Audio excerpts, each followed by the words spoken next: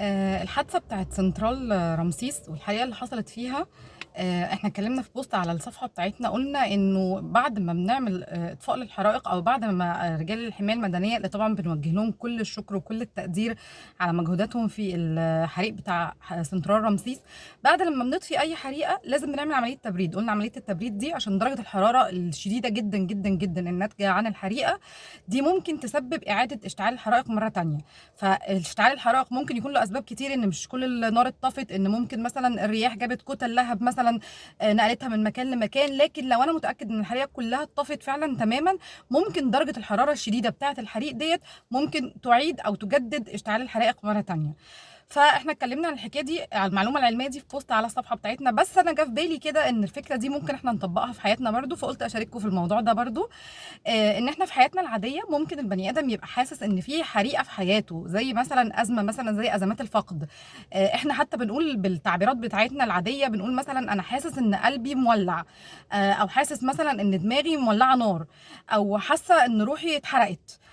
كل التعبيرات اللي فيها حرائق وفيها نار وفيها حاجات دي في الروح وفي القلب وفي العقل، كل ده بيبقى نتيجة أزمة الواحد اتعرض لها، نتيجة مثلا فقد حد من الأحباب أو من الأصحاب، نتيجة فراق مثلا، نتيجة مشكلة في الشغل، تعرض لظلم ما. أي حاجة زي كده ممكن يعني تخلي البني آدم حاسس إنه في حريقة في قلبي، أو عقلي مولع نار، أو مثلا روحي محروقة، أو روحي مولعة مش قادرة أطفيها، أو مش قادرة أهدى النار اللي في قلبي مش عارفة أهديها. لازم احنا بعد ما بنتجاوز الأزمة دي، بعد ما بنعدي المشكلة دي، سواء المشكلة دي يعني اتحلت بشكل يعني مش راضينا قوي، يعني الموضوع ما اتقفلش، او الموضوع خلاص اتقفل على ان انا مظلوم، او ان انا، او هي لو مثلا حالة فقد فانا خلاص فقدت الشخص ده، او في حالة فراق، او اي حالة زي كده انا بتجاوزها. لكن هي ما يعني بتكون الحريقة حصلت، بكون فعلا قلبي محروق او عقلي مولع او حاجه زي كده.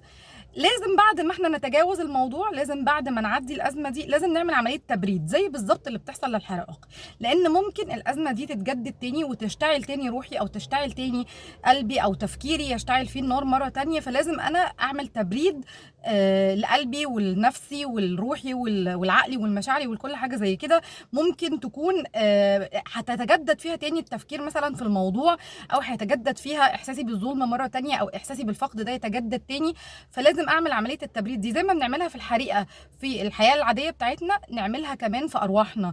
لازم لما نتجاوز الازمه اللي عندنا ايا كانت هي ايه، او نتجاوز المشكله، لازم بعد كده ابتدي دايما ان انا اذكر نفسي، كل واحد بطريقته طبعا. في حد بيرتاح اكتر ان هو يتواصل مع ربنا، وان هو الجزء الديني ان هو يعني يفضل يعني في اتصال مع ربنا، والمشاعر الروحانيه دي هي اللي بتخفف عنه او بتعمل له عمليه التبريد دي. في حد التواصل مع الناس، وان هو يعمل نشاطات اجتماعيه، يروح يزور الناس، يبقى يتكلم مع اصحابه، الحاجات دي كلها. لازم بقى احنا يعني نداوم على ده، او نواصل الحكايه ديت علشان نبرد الحريقه اللي كانت في قلبنا او في عقلنا او في روحنا. نعمل لها عمليه تبريد برضو، لان مش اطفاء الحريقه لوحدها بس هو اللي هيحل لنا المشكله. لازم نعمل عمليه التبريد دي، نبتدي بقى ان احنا نواصل الحاجات ديت، نواصل الحاجه اللي خلتنا تجاوزنا الازمه اللي احنا فيها دي، او طفينا الحريقه اللي احنا حاسين بيها دي، علشان ما يحصلش تجدد لاشتعال الحريقه مره تانية، سواء في القلب او في العقل او في المشاعر او في الروح. لازم نهتم بالخطوه دي جدا، زي ما بنهتم بيها في اطفاء الحرائق في حياتنا العاديه، اللي هي الحريقه الحقيقيه بجد اللي بيبقى فيها نار حقيقيه بجد. نهتم بيها كمان في ارواحنا وفي مشاعرنا وفي عقولنا وافكارنا.